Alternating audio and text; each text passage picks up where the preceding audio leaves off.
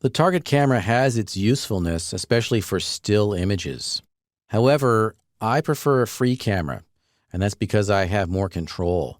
I can rotate the camera directly rather than rely on the target to determine the rotation values.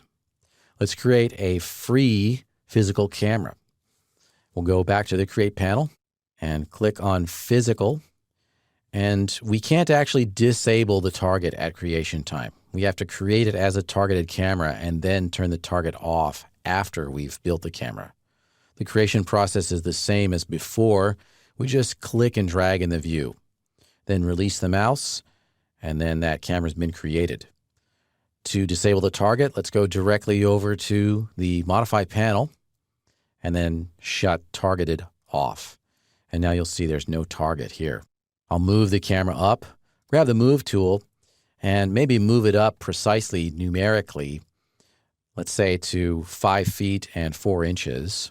With the Move tool active, I can go down to the Transform Type-In area here, and in the Z axis, type in 5'4", and then a double quote, 5 feet 4 inches, and press Enter. And then load that camera into a panel. Go over here, click on the name of the panel, and then choose Cameras and the name of the camera. And again, hit the F3 so we can see shading. To manipulate a free camera, we would use a standard Move and Rotate tools. If I want to do a pan, I would grab the Rotate tool and rotate it in the World Z axis. You could do that in the top view or really any view. And of course, I can move that around and position it. Additionally, we can manipulate the camera in a first-person mode while we're looking through the camera lens, as it were. And that can be done from the keyboard shortcuts or from the viewport navigation tools in the lower right corner here.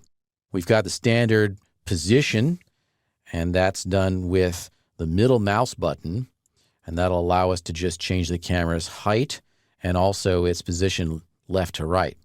Let me undo that because I want to just move it side to side without changing its height. And to do that, I can use Shift and Alt. And now I can move in just one axis. Pretty cool. And then, of course, we've got the rotations. We saw that we could rotate in a third-person method using the Rotate tool. If we want to pan here in this view, then we'll want to go over to our viewport navigation controls and go down here. And we've got Truck Camera, which is side to side. We've got Orbit Camera, which is spin around a center of interest. But hidden underneath that Orbit Camera is a very useful pan control. And you have to have a camera viewport active in order to do this. Physical Camera 1 viewport has to be active. Go down here and hold down that Orbit Camera button.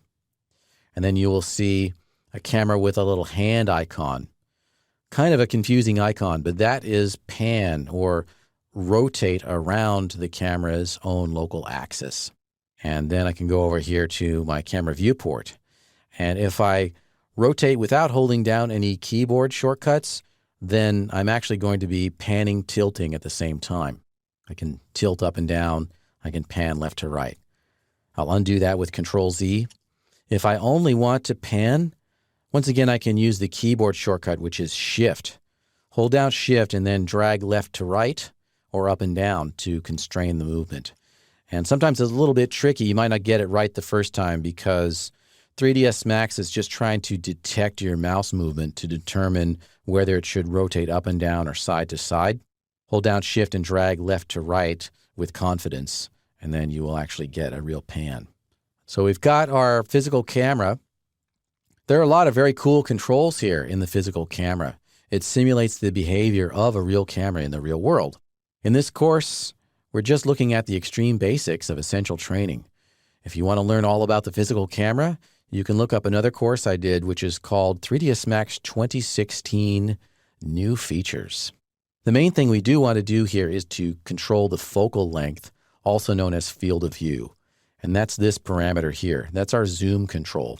You can click and drag on that focal length to zoom in and out. If you want a specific angle of view horizontally, you can turn on Specify FOV and then enter a value here. You can say I want a field of view of 45 degrees, which is a pretty natural look. and it kind of emulates the way a human eye sees the world. But if you want to take in more of the scene here, you'll need a wider angle of view. Specify FOV to something like 80 degrees, and now you've got a wide-angle shot. That's the essentials of using a physical camera, either in a targeted mode or, in this case, in a free camera, non-targeted mode.